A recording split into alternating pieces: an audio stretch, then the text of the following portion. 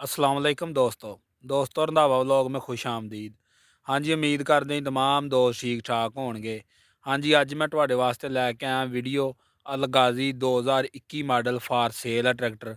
ਉਹਦੀ ਵੀਡੀਓ ਲੈ ਕੇ ਆਇਆ ਵਾਂ ਤੇ ਜਿਹੜੇ ਭਰਾ ਨੇ ਲੈਣਾ ਹੋਵੇ ਉਹ ਇਹਦੇ ਵੀਡੀਓ ਦੇ ਐਂਡ ਤੇ ਮਾਲਕਾਂ ਦਾ ਰਾਬਤਾ ਨੰਬਰ ਤੇ ਇਹਦੀ ਲੋਕੇਸ਼ਨ ਤੇ ਡਿਮਾਂਡ ਜਿਹੜੀ ਸਕਰੀਨ ਦੇ ਐਂਡ ਤੇ ਸ਼ੋਅ ਕਰਵਾ ਦਿੱਤੀ ਜਾਏਗੀ ਤੇ ਇਹ ਮਾਲਕਾਂ ਦਾ ਰਾਬਤਾ ਨੰਬਰ ਕਰਕੇ ਤੇ ਇਹਦੀ ਖਰੀਦਦਾਰੀ ਤੁਸੀਂ ਕਰ ਸਕਦੇ ਜੇ।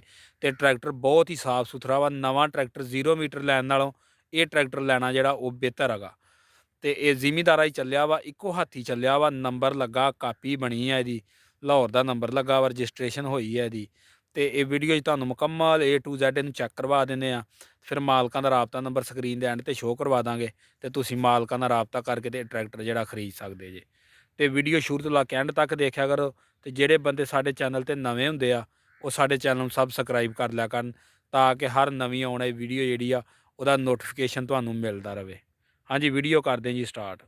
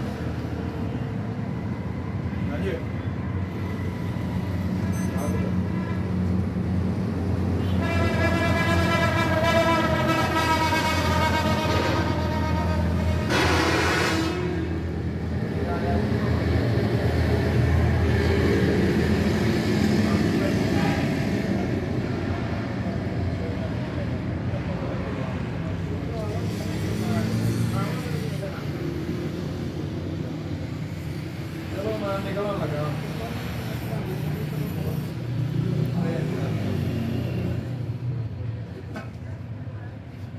आधी तो आधी चलो मुर्गे तो ले जाए पर मैं तो इतने टाइम नहीं हो